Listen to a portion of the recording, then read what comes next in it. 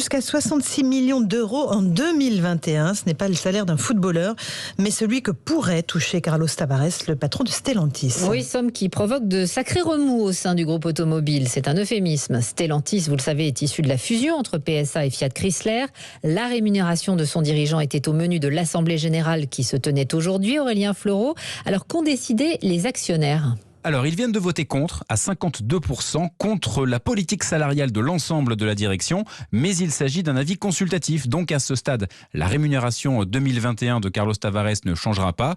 En revanche, ce qu'il faut bien comprendre, c'est qu'elle est de 19,1 millions d'euros, avec notamment un salaire fixe de 2 millions et une part variable liée au résultat de plus de 7 millions. Mais les 66 millions d'euros, somme avancée par la société de gestion Fitrust, prend en compte des montants virtuel à ce stade, qui serait potentiellement touché à partir de 2026.